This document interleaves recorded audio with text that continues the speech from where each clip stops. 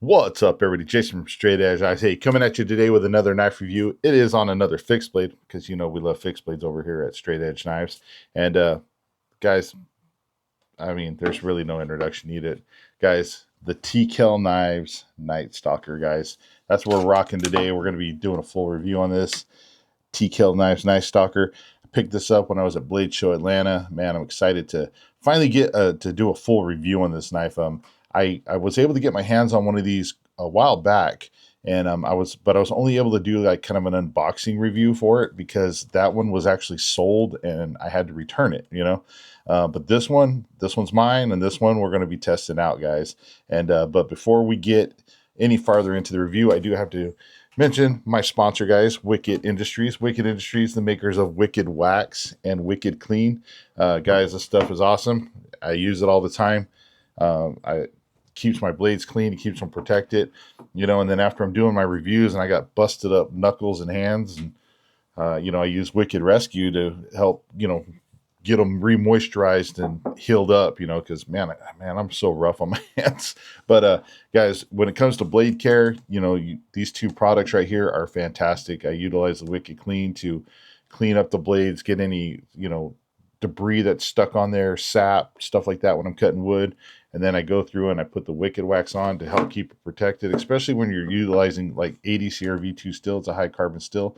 If you leave moisture, you live in somewhere that's humid, your blades can start to rust a little bit. So you do need to put some sort of a protectant on there to help keep that from happening. But never fear, if it does, Wicked Clean will help you get it off, and then just reapply Wicked Wax and you're good to go. So thank you, Wicked Industries. I appreciate you guys sponsoring the channel.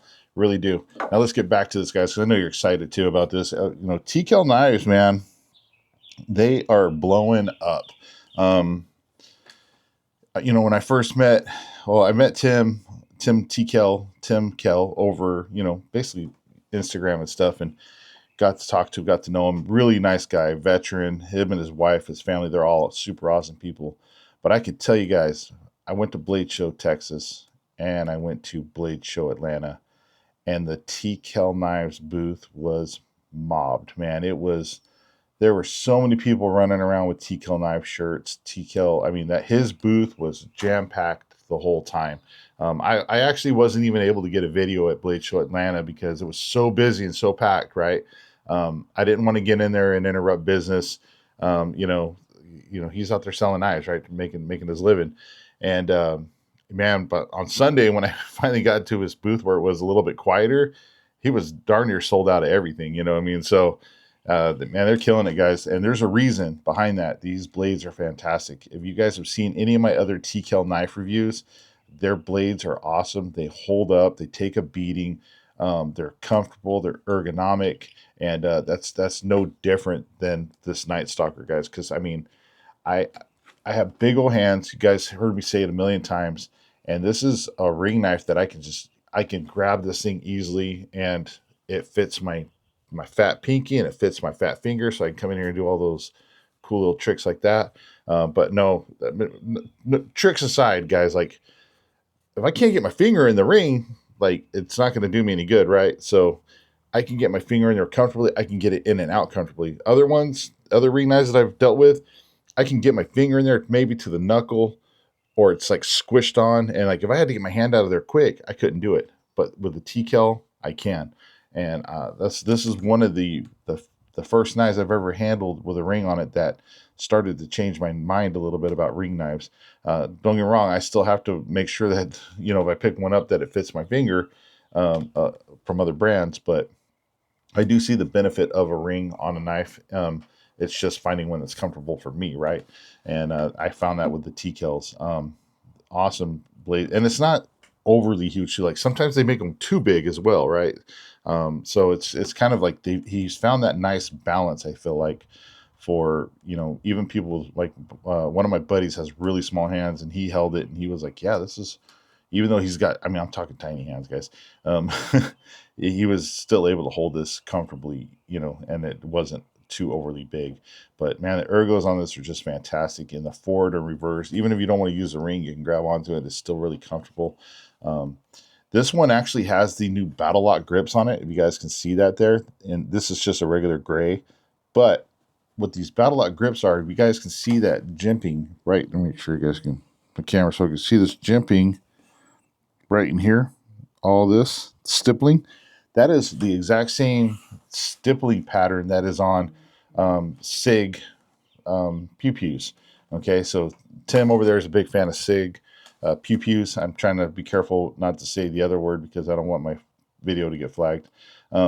But this is the same stippling pattern, and it's nice because it actually gives really good traction and grip, but it's not overly aggressive. Like, you get this and you grab it, you got it. It's locked in, but it's not eating your hand up either. So really cool addition to his blade lineup is these battle lock grips, because you can these are available, I think, on most models, maybe not every model yet, but he's slowly, he's getting there.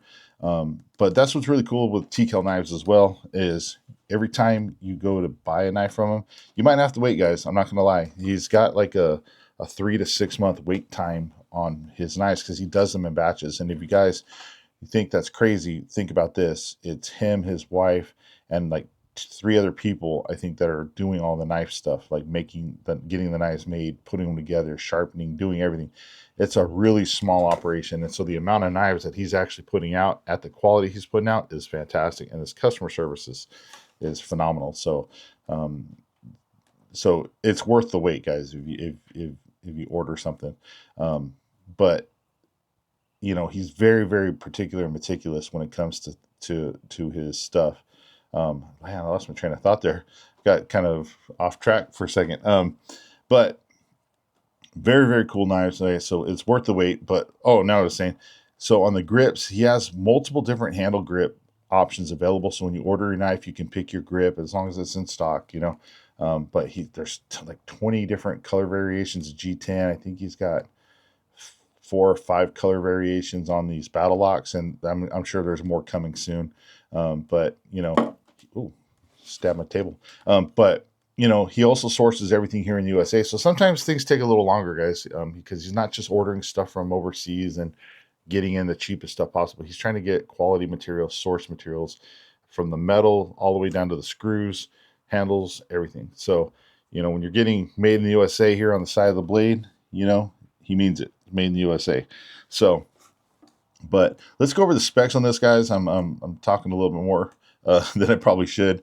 I just get excited about talking about Tkell, just because some people say, "Oh, you're just a fanboy." Well, yeah, I am. I am a fanboy of Tkell because they're freaking damn awesome knives, guys. There's just no ifs, ands, or buts about it.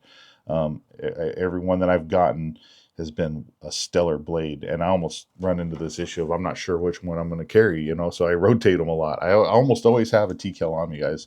There's 2 knife brands that I always have on me for sure, and call me a fanboy, call me whatever, but I've tested these knives tons of times, different knives. I always have a Tkell knife on me, and I always have a Tops knife on me, because I beat the crap out of these knives, and they've held up. They've held their edges. I love them, man. So that's why a lot of times you ever see me out and about, I may have something else on my hip, but I'm almost always got this or a Tops knife in my pocket, a Tkell or a Tops in my pocket, along with whatever else I'm carrying. Guys, a lot of times I'm carrying 3, sometimes 4 knives. I know it's ridiculous. I'm a knife guy, right? So anyway, let's get to the specs on this, man. I'm going off on tangents. So this is the Tkell Nightstalker. This is a dual temper deep cryo blade. This one is an 80 CRV2. It has a 61 Rockwell hardness. It does have a nickel boron distressed finish on it. So that's one thing that, if you guys don't know about Tkell, he actually gets his nickel boron coating put on his blades. It gives it a really slick feel. It helps stuff not to stick to the blade, and it also adds a layer of corrosion resistance to the blades as well. So it really helps out a lot. It's a very cool process. I mean, I've gotten some real gunky stuff on my blade on some other blades that I've tested that was a pain in the ass to get off, and it damn near just wiped right off of my Tkell knives. So the nickel boron coating is really nice. It helps a lot, and it just gives it a real nice slick feel. So when you're cutting through materials, it just goes right through. Blade length on this is 3.25 inches. The blade width is 1.25 inches. Grip length is 4.15 inches. So it's got, again, plenty of grip here. with or without the ring for a big old meat paw like mine. So most people should not have an issue holding this. Um, Overall, you're looking at 7.75 inches. The weight on this is 3.8 ounces with the sheath 5.2 ounces, and your blade thickness is 0.125. So it's definitely a stout enough blade to do some harder work if you needed to, but it's also thin enough and light enough that, it's just very, very quick in the hand. It's just, it just feels like a fast, quick blade. Um, the sheaths are always fantastic coming out of Tkell as well. The black Kydex, he's done a really good job of streamlining his sheaths down as much as possible to make them the thinnest yet durable light sheath that you can get. And the lockup on them is always fantastic. I mean, you hear that click. I mean, no rattle at all. No, barely any. If I grab the end of the knife and rock it, there's barely any play, but it doesn't rattle at all. And then he does have multiple clip options. Like, it came with this Scout style clip that you can reverse either left or right. But you can also, when you order your knife, you can get the Deep Carry Concepts pocket clip, which makes a fantastic clip for if you like to pocket carry. You can get beta loops. You could go eventually, if you wanted to buy a Tech Lock, run this, on a Tech Lock. If you wanted to get the Blade Tech Molly clips, you could put those on there, mount this to your plate carrier vest if you're like a law enforcement or something like that. I mean, there's just multiple mounting options. You can even run a chain through this and wear it as a neck knife if you wanted to. I mean, it's at 5.8 ounces. It's 5.8 isn't, it's not heavy. I wouldn't say it's super light, but it's light. You shouldn't have any issue really carrying this around on your neck if you wanted to. But man, being able to just come in here and grab this thing, get it out, pow, pow, pow, do your thing, cut up your carne asada, right? Make your tacos or whatever you got to do with this thing, man. It's just great. That is one of my favorite carry positions for a lot of the Tkell knives is this horizontal scout carry position. Being able to carry it at like my 11 o'clock across my waist, just to the left of my belt buckle, right? I really like that carry position for these knives because if I have to, I can get to it with my right hand or I can get to it with my left hand. Like it's down here, like pretend this is my waist right here. I can always grab the knife here, get it out, do what I got to do. Now, let's say this hand is tied up for some reason. Let's see if I can do this without, I can always come in and grab with my other hand. Now I'm coming out in the reverse grip and I can do what I got to do, So it's a nice carry position down there because, again, depending on what's going on with you, it could be a bad situation. The zombies came out, right? You got that zombie coming at you. You got to fend off with your right hand.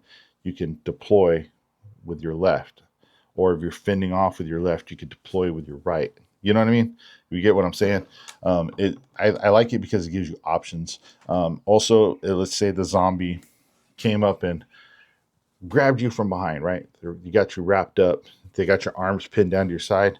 Well, if your hands are still able to move your hands down by your waist, I know you can't see me, you still have an option of either getting it with your right and, poking that zombie, or you can pull with your left and come down and poke that zombie.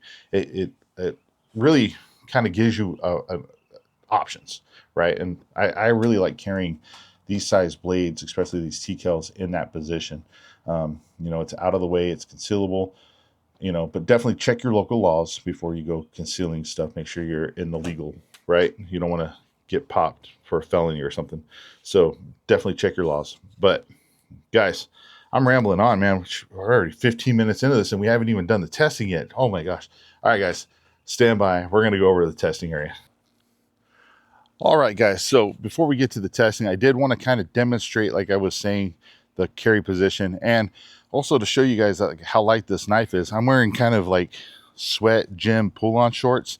They're not really they don't tie off the tightest, but I'm still able to rock this Tkell right here on the waistband. I'm trying to tuck my shirt in so you guys don't get blinded by the white belly, but you can see right here, carries nicely. Obviously, I would have my shirt over so you guys, again, I don't want you to, can't really tell that it's there, but even with these sweat shorts on, it still is, with this clip, it's staying hooked to the pants. But what I wanted to demonstrate was, again, like if you needed to, you can come in here, you grab this, thumb ramp it out, bam, do your thing with your right hand. Or like I said, your get back, zombie, get back. I can come in, bam, bust out my draw from the left, right? So it kind of, like I said, gives you those options. Again, if I was wearing jeans, this would probably be even better, but just goes to show that even with some sweat type pants on, you could, you know, carry this nicely, just running out to the store real quick. So again, somebody comes up behind, wraps you up, you're tied up, you're like, get off me. You're trying to stomp the foot and it's not working. Bam, got you, right? This got you, zombie. You're tied up, fighting, trying to stomp the foot. You got to do what you got to do to get away from the zombie, right? If you're tied up, again, you can grab it here. Get off, you know, do what you got to do. You know what I mean? So now, guys, please, I am no expert. I've had some slight training, little bit here and there, nothing crazy. This is just stuff that seems to make sense to me. If I'm wrong, if, you know, like if my good buddy Adam Boyce is on here, Spartan mode, you know, Martial Blade concept, Adam, if I'm wrong on this, please let me know in the comments, or anybody, GN Funker Tactical, if you happen to see this, let me know. Is that wrong? Am I doing something wrong? Does that make sense, or does that not make sense? I do want to know. Let me know, because I don't want to get out bad information, but it just seems like a logical thing that you can do. I'm not saying you got to come in here and be all, I don't know how to do all that. This is just basic, bam, bam, get off me and get the hell out of there type of stuff when those zombies are attacking you. All right, guys, so let's get to the testing, guys. I know I kind of go off on rants, but anyway, let's get to testing. Alrighty, guys, we're over here at the testing area. My wood's all piled up around my feet here.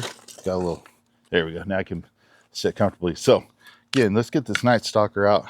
Let you guys get a good look at this in the sun. Bam, look at this. Again, beautiful blade. Love the shape, the ergonomics. The jimping on the back of this is very, very nicely done. It's there, but it's not overly aggressive where it's going to tear your hand up. You got nice rounding on the spine here. Everything's rounded off. You got a very strong tip down here. Nice edge. You got nice, just, ooh, man, just ergonomics on this are sweet, man. I tell you. So obviously, you know, again, you might have to help somebody in a medical need, cut some, you know, clothing off or something like that, or even penetrate into clothing to, again, get that zombie off you. Look at that right there. Not a problem. Got kind of just that little sharpening tool, caught the pant just a little bit there, but drive it on through and you're good to go. So had to come in and do some of that type of stuff. You definitely could. Here's another piece of pant from another review. Let's double this up, fold it over a few times. Come in here, drive it deep in there, all the way through, pierced all the way through. When I pulled out, so you can see right there, pierced all the way through. So definitely come in, piercing some pants and clothing like that. Absolutely. If you had to come in here, let's do some more stab testing, guys. Here's the old catalog. Come in here, drive that sucker in. Let's see how far we got.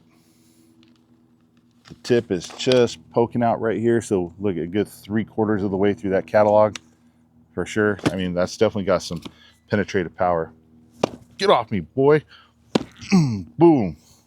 That's what I'm talking about. See, 3/4 of the way, good halfway through. I mean, definitely got some good penetration there, and that tip is still nice and sharp. Excellent. Let's say you had to cut. We got the old fire hose, guys. So you guys know this stuff is a pain in the butt. It's cut abrasion resistant, made to go through broken glass, car wreckages, you know, water, dirt, everything. You know, it's got to hold up, right? So say you had to come in here, pierces right through, not a problem. Say you had to cut a piece off for whatever reason. This is really this is old fire hose off an old fire truck, guys. So this actually has like a lot of dirt and grime kind of embedded into the material. So it kind of acts like a abrasive, you know, but that's why it's always a little difficult to cut this stuff sometimes. But man, when you get a good blade, good edge geometry, look at, slice right through it. without any issues. Got it double up here again for some more of that penetration test. So now you got what, 2 layers of canvas, a layer of rubber, 2 layers of canvas, a layer of rubber. So we're doubled up all the way through. The tip is right there. Oh, sorry guys, my microphone's getting low on juice. So if you had to come in, penetrate, cut that stuff, you absolutely can. Paracord, guys, it's going to be, you know, come on, it's paracord. It shouldn't be an issue. Bam, right there. It's a nice thicker paracord. I think this is like I don't even think this is 550. I think this one's like that stronger one. That stuff's really good. I shouldn't be cutting that up, I guess. But cut paracord, absolutely. Guys, got your rope here. This is that kind of cotton, slices right through. If you had to come in, and you could choke back a little bit, kind of hook your finger right here, and you could give it a little chop right through. Now obviously guys, this isn't a chopping blade. It's not designed to be a chopper. It's designed to be more for everyday carry and self-preservation. So we're not going to be sitting there, you know, chopping tons of stuff with it. We got extension cord here. If you had to chop a piece of this, there it went, split it right in half. We got, what else we got in here? Oh, that's more extension cord. We got the pressure washer hose, guys. It's got that piece of nylon in there that you can see. So if you had to come in, cut a piece of this off, bam, right there. So you guys can see, made a little bit of a mess on me. There is a nylon core, like a hard plastic nylon core in here. Wrapped around that is like a fibrous nylon material, or a rope, like almost kind of like the sheathing that comes on this rope, right? And then you have obviously the black rubber. So bam, almost chopped all the way through. You guys can see that. I was kind of let me try it again. There we go. Woo, went flying up. So absolutely, if you had to cut through rubber hose and stuff like that, you're not going to have an issue doing it. Where'd that hose go? Oh, so if you had to maybe be a little bit more precise, again, this has got a really nice tip, guys. So you kind of come in here, it just easily pierces in, kind of roll this if you needed to, do a precise cut, or maybe you just needed to poke a hole in it to vent some pressure or something. Comes in, pokes a hole in it, not a problem.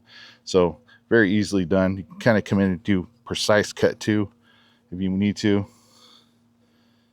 Stand this up, we'll do a press cut down through it. The press cuts on this are a little bit harder to do, again, because of this kind of hard plastic innard part to it. Innard, I don't know if that's a word, but because you see that hard plastic, and then there's that kind of fibrous rope material. So kind of come through, do a press cut through that. I mean, this is a little bit harder to press cut, but you can do it. So if you had a standard hose, regular hose, you wouldn't have any issues. So if you guys needed to get this out and utilize it for some woodworking, some kind of basic, you know, bushcrafty prep type stuff, you know, can you do it? Well, let's see. So come in here, make some nice little fire curl. See, I cut them off every time. Man, I don't even know why I try to do it this way, but I know a lot of people do make their fire curls like this, and they're way better at it than me. But you can see those fire curls. Me, this is how I like to do it, just straight up. Let's find a spot right here. I like to stick the knife in, and then I like to pull the wood across. I feel like I have more control, and I make better curls this way. So there you go. So if you had to make some fire curls, absolutely you could. Not a problem. If you needed to make a tent stake, right? Let's snap this piece off right here.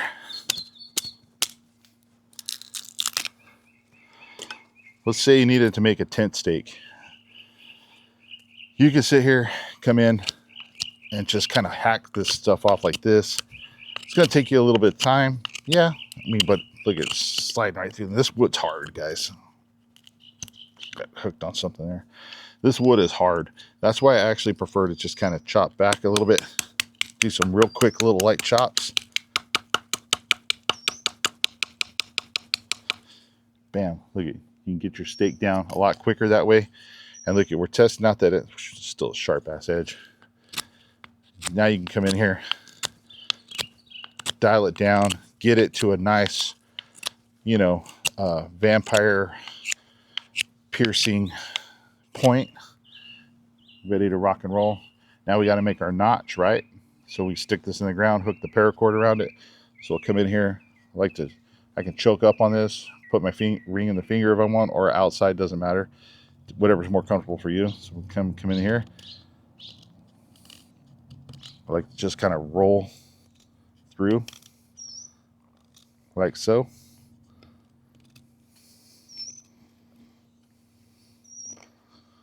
Dig it in there. Bam.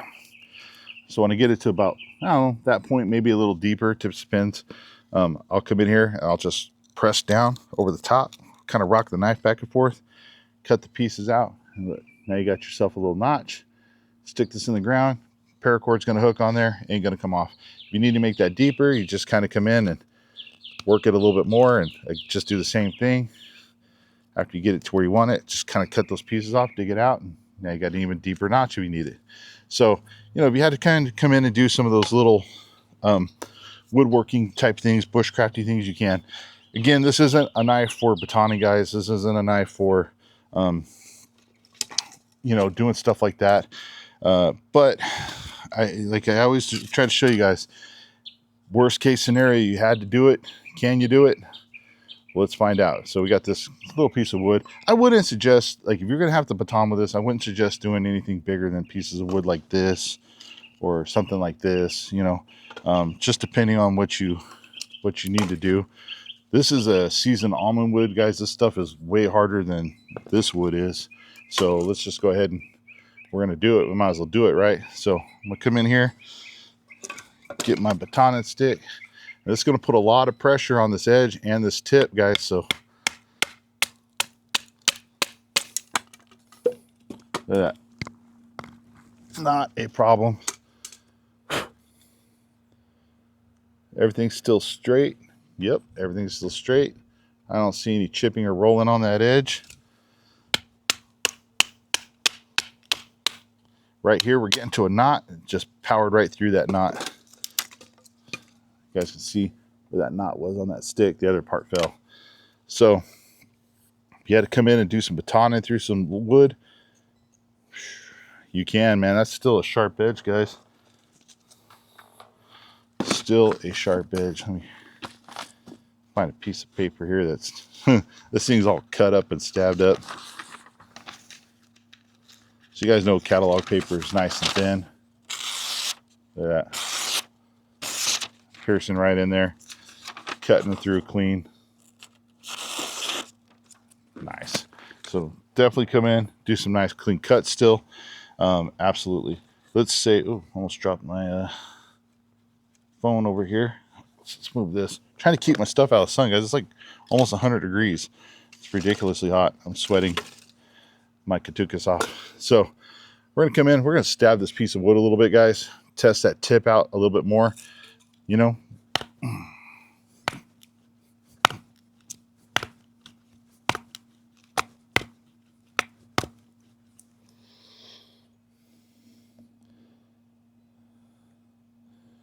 still sharp, guys. You can see driving into that wood there.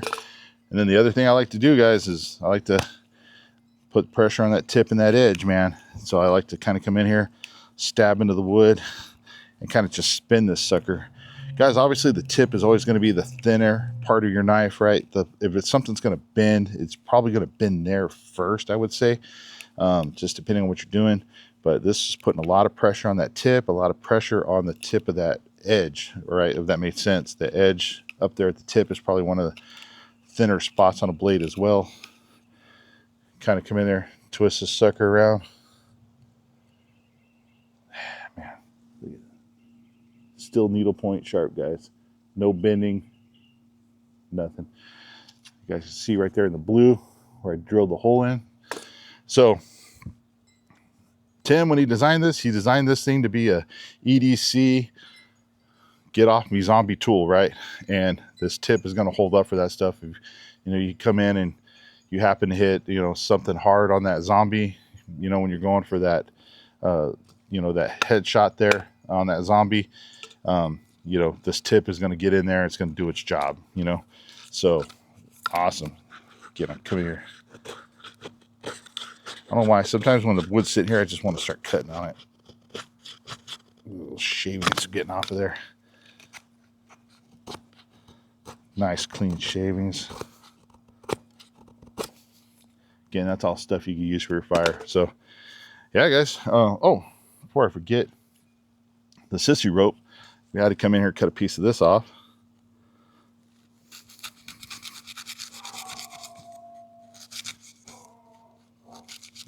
Super thick. Look at that. Nice clean cut. Got it all right there. So if you had to cut some thicker rope, you could definitely do that too. Guys, I can't sit here and tell you. I mean, I could sit here and tell you all day, man. These knives are fantastic. Tkell makes an awesome blade. He has several different variations of blades to choose from. Definitely go check out their website. Get on an order, guys, because like I said, they sell out. So you need to get your order in. Get your order in. And wait. It's worth the wait. If you can catch him at a blade show, definitely grab a blade there. He's got all kinds of cool collaborations going on, coming out. He's working hard, and it's a veteran-owned company, a small family business. You can't beat that. So I got my dog going crazy over there. So, guys, thank you so much for watching. TKL Knives, you guys are awesome. You rock. Tim, CW, love you guys. Blades are just fantastic, man. Make sure you go pick yourself up one, guys. Follow those links below in the description. Thank you guys for watching. Stay safe, stay sharp, and we'll see you on the next one.